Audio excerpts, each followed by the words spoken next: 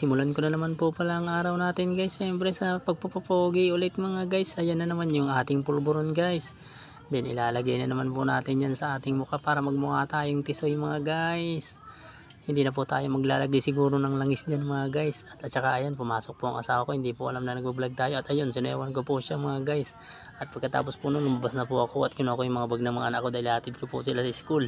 Pagkatapos po nun mga guys, at iniready ko na po ang aking munting motor mga guys.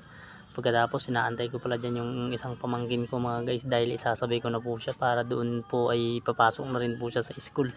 Sasakay na sana yung anak ko dyan pero sabi ko mamaya muna kasi antayin pa natin yung makulit na batang si Liam. Pagkatapos nun, dyan na nga siya, nakasakay na nga. Tapos kinuha niya yung sumakay na nga pa pala sila. Pagkatapos po nila, ayun, Gomora Bills na po kami mga guys. Pagkatapos namin Gomora Bills mga guys, fast forward tayo, andito na po kami sa aming project site mga guys. Kasama ko po dyan si Jeric Rabal mga guys, Jeric Sigmaton pala. Tapos yun, nai-prepare na po namin yung mga bakal na gagamitin namin mga guys. Tsaka may dumadangul-dangul pa na aso. Tsaka yun, pinagpuputol po namin yung bakal. Tsaka ko na po yan pinag-welding mga guys. Pagkatapos ko pong pag-weldingin yan mga guys, nanonood po pala sa akin dyan si Jeric Sigmaton pala. Sinukat-sukatan ko na nga po pala yan mga guys. Tsaka nasa-symbol ko po yung tsaka welding na po natin yan mga guys.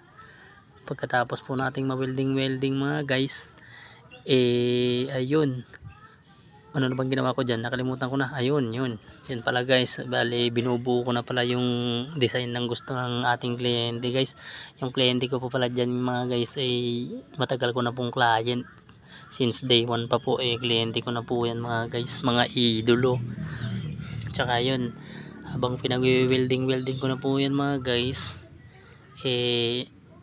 medyo nagugutom na rin tayo sa time na yun kasi mag-alas 11 na rin ho dyan ata mga guys. Kaya minadali ko na po yan kasi pagkatapos nyan maglalunch na kami. Tapos ayun, tinawag na kami guys. Tsaka nakita ko pala itong kanilang aquarium, ang gaganda mga guys. Mayroong panta na tsaka mayroong bangus, hindi ko alam kung anong tawag dyan mga guys. Tsaka ayun, kumain na po kami, balatong ang ulam namin. Tsaka ayun, yung pagkatapos po palang kumain, medyo natapos ko na rin po pala yung aking welding. Then didiretso na po ako dyan sa likod kung saan ko po yan ikakabit mga guys. Tapos papakita ko po sa inyo dyan ko po yan ikakabit. Pagkatapos yun, pak, nakabit na po mga guys. Pagkatapos po pala namin ikabit yan mga guys, alas 3 na po pala ata yan guys. Kaya pinagmerienda kami ng may-ari. Then pong, yun guys, tinapay na may noodles. Tsaka merong konting nesty ata yun.